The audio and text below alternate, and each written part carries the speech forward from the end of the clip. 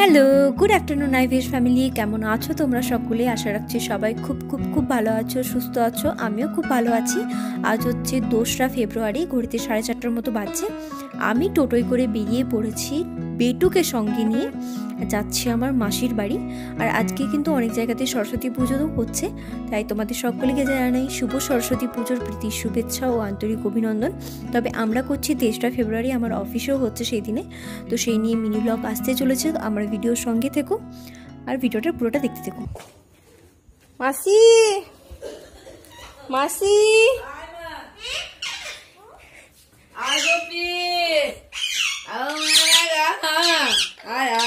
গোপী গোপী গোপী চলে না চলে চলে চলে রাগ হয়ে গেছে। গোপী গোপী অসনা অসনা অসনা গোপী কুকু কুকু কুকু গোপী।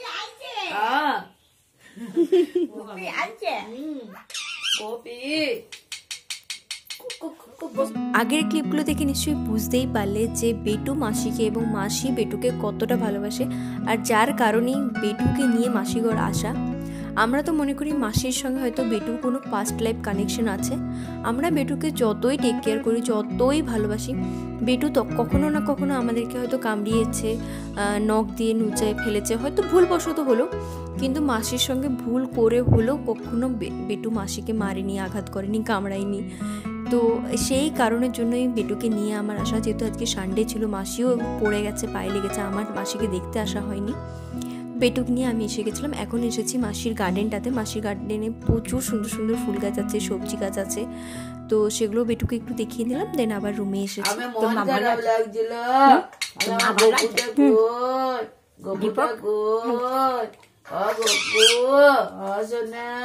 বাগান থেকে ঘুরে এসে আমি বেটুকে আবার মাসির কাছে হ্যান্ড ওভার করে দিয়েছি, যে তুই ততদিনের আদর খেয়ে নে যতদিন না মাসির পা ভালো হচ্ছে। তারপরে আমি এখন খাচ্ছি চা সিঙ্গারা। এরপরে আমি সন্ধে দিতে গেছিলাম, কারণ মাসির বাড়িতে কালী পুজো হয়। আর এত বছরে না আমার কখনো মাসির বাড়িতে সন্ধে দেওয়া হয়নি, মানে সৌভাগ্য হয়নি, এবারে প্রথম হলো। যাই হোক, সন্ধে দেওয়ার কোনো ক্লিপ নেই। তারপরে এখন এসে আমি ফুচকা খাচ্ছি, মাসি আনিয়েছিল। দেন ফুচকা খেয়ে বাড়ি ফিরবো। মাসির বাড়িতেও দেখো 4-4টে টিয়া পাখি আছে। আমি আমার বেটু সম্পর্কে যদি একটু বলি, আমার বেটু না এত বোঝে সব জিনিসটা। যখন মাসির কাছে দিলাম, একদম বেটু আমার কাছে আসছিল না, মাসির কাছে আদর টাদর খেলো। যখন অনেকক্ষণ হয়ে গেলো, আমি বললাম চলো এবারে বাড়ি ফিরতে হবে বেটু, তো ও না সুন্দর চুপচাপ চলে এলো। তো দেখো এখন আমি বেরিয়ে পড়েছি, অলমোস্ট চলে এসেছি।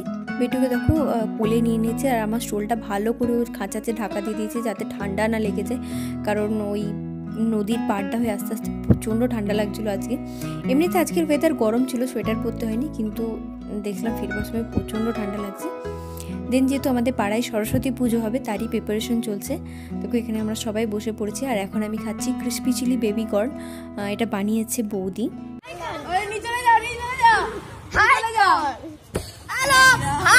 আমাদের এখানে সরস্বতী পূজায় সবাই উপস্থিত থাকবেন।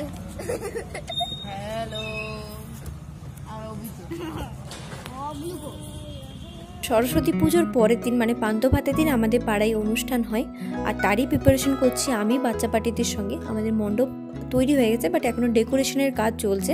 সেগুলো প্রতি বছরের মতো এই বছরও রাত জেগে কমপ্লিট করা হবে। সেই জন্য সরস্বতী পুজোর আগের রাতটা আমরা প্রচণ্ড এনজয় করি। তো এখন ঠাকুর আনতে চলে গেছে, ঠাকুর আসুক, তোমরাও জানিও কেমন হয়েছে আমাদের ঠাকুর।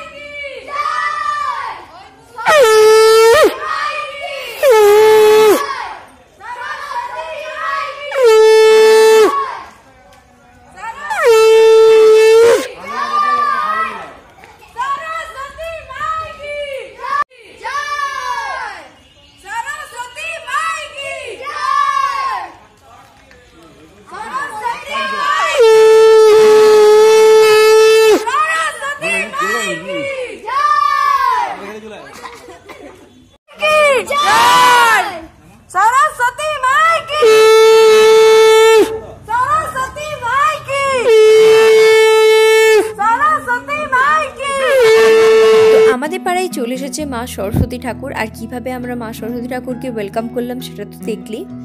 এবার তো ডাকের সাজের করা হয়েছে, আর ডাকের সাজের জন্য মায়ের মুখটা সেভাবে ঢাকাও দেওয়া যায়নি। তো প্রতিমাটা দেখিয়ে দিয়েছি, কালকে আরও ভালোভাবে শেয়ার করব। তাই কালকে আসতে চলেছে আমার নতুন সরস্বতী পুজোর মিনি ব্লগ।